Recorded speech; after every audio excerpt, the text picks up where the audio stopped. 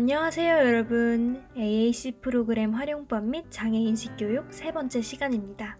벌써 마지막 시간입니다. 지난 시간 영상에 대해 복습 퀴즈까지 풀고 온 것 맞나요? 아직 풀지 않았다면 마무리하고 이번 영상 시청하도록 합시다. 오늘의 학습 목표는 다음과 같아요. 첫째, AAC를 이용한 기대 효과에 대해서 배우고 이를 설명할 수 있다.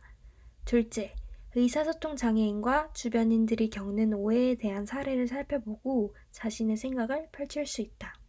오늘은 AAC 사용 후 기대되는 효과와 의사소통 장애인이 겪는 오해 및 미디어 속 나타난 장애인에 대한 인식에 대해 살펴보도록 하겠습니다. 배우기에 앞서 여러분, 지난 시간에 배운 AAC 종류가 기억나시나요? 얼굴, 입모양, 바디랭귀지, 글씨를 시각화한 그림 도구와 카카오톡, SNS와 같은 애플리케이션이 있었죠. 그렇다면 상징, 보조도구, 전략, 기법 또한 기억나시나요? 의사소통 장애인이 소통을 위해 그들 자신과 주변인이 사용할 수 있는 AAC 방법 4가지였어요. 카페, 음식점, 고려대학교 등 AAC 존에 대한 사례도 배웠었습니다. AAC를 사용했을 때 어떤 기대되는 효과가 있을까요? 지난 시간에는 의사소통이 원활해진다고 말했었죠. 하지만 오늘은 발달과 소통 측면에서 조금 더 자세하게 살펴볼게요. 첫 번째, 발달 측면에서의 효과를 보겠습니다. 특히 어린아이들의 발화 능력을 향상시킬 수 있어요. 아직 입 밖으로 나오지 않은 상태의 추상적인 말이 생각이라면 발화란 이러한 생각이 실제로 문장 단위로 실현된 것을 말해요. 3세 이하의 아동들은 말하고 싶은 말을 입 밖으로 꺼내기 어려워해요. 하지만 AAC를 통해 상대와 소통하게 된다면 필요한 어휘도 학습하게 되고 문법도 발달하게 됩니다. 그리고 인지 능력도 향상됩니다. AAC를 통해 읽고 쓸 줄 아는 능력이 개발되기 때문에 타인과 사회적인 상호작용을 할 수도 있고 전반적인 의사소통 기능이 발달하게 됩니다. 또한 자신이 하고 싶은 말을 표현함으로써 문제 행동도 감소되고 정서적으로 안정된 상태의 성장이 이루어집니다. 성인의 경우 AAC를 이용하기 때문에 취업 기회를 가질 수도 있고 자취 등의 독립적인 생활에도 도움을 받을 수 있습니다. 두 번째, 소통 측면에서의 AAC 효과입니다. 먼저 AAC가 실어증 환자들의 의사소통 능력을 향상시키는 데 도움을 주었다는 연구 결과가 있었습니다. 실어증 환자는 언어를 이해하거나 표현하는 것에 어려움을 느끼는 언어장애를 가지고 있는 사람으로 베르니케 부위가 손상된 사람, 브로카 부위가 손상된 사람이 있습니다. 장애가 심한 사람들은 그들이 원하는 바를 다른 사람에게 쉽게 전달되지 않을 때 문제 행동을 일으키는데요. AAC를 사용함으로써 의사소통 실패로 인한 좌절은 감소되고 문제 행동도 감소될 수 있답니다. 또한 장애인뿐만 아니라 한국어로 소통하지 못하는 외국인과의 대화에도 도움을 줄 수가 있습니다. AAC 의사소통판은 사용이 직관적이고 편리하여 이러한 도구를 사용한다면 간편하게 소통을 할 수 있습니다. 다음 그림과 같이 말하고 싶은 바를 설명할 수 있기 때문에 AAC 상징을 이용해 외국인은 대화를 할 수 있습니다.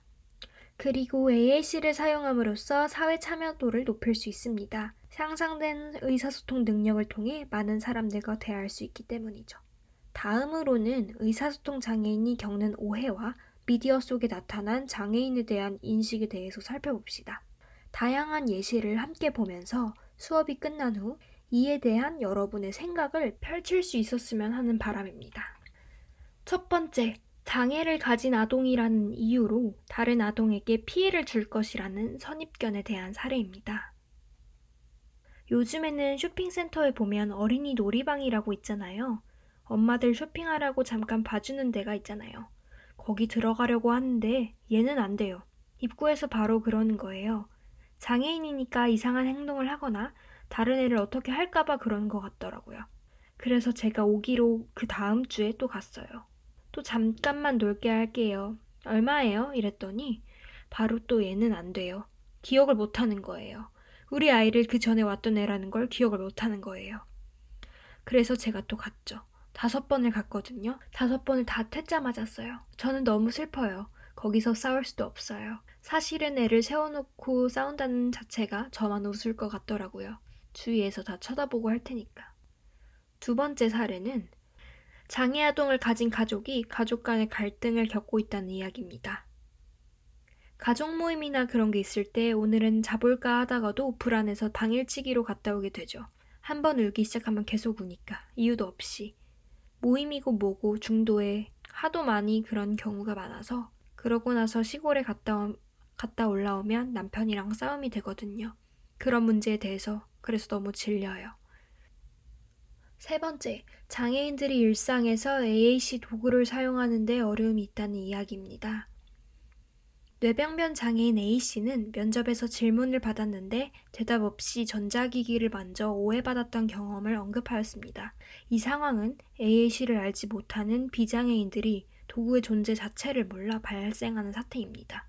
사람과 소통 언어치료 AAC 센터장이신 한선경 씨 또한 비장애인 사이에서 AAC 인식이 확대돼 장애인과 소통할 때 오해하는 일이 없어야 한다라는 말을 전하기도 했습니다.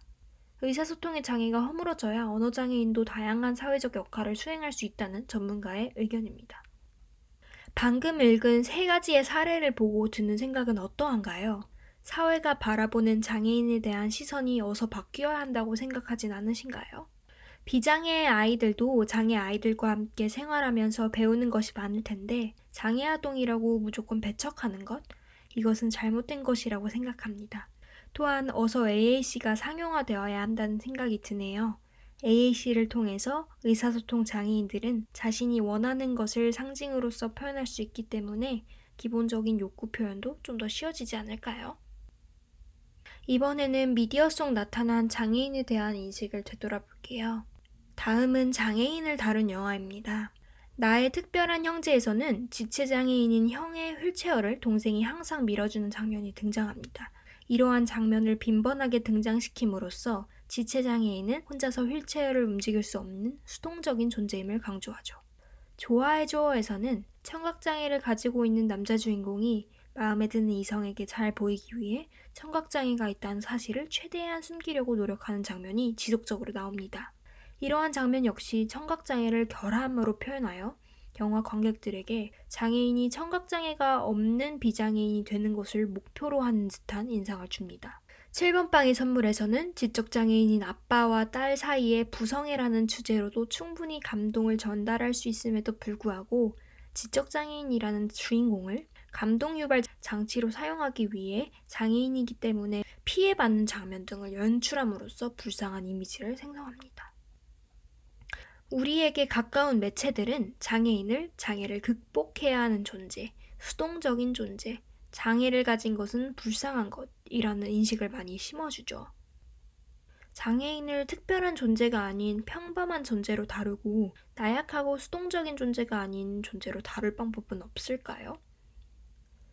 오늘 수업 내용을 정리하자면 발달 측면과 소통 측면에서 AAC 사용 후 기대되는 효과를 배웠습니다.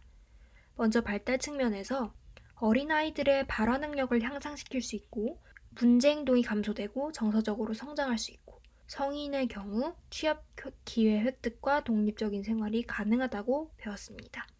소통 측면에서는 장애인뿐만 아니라 한국어로 소통하지 못하는 외국인과의 대화에도 도움을 줄 수 있다는 것을 배웠습니다.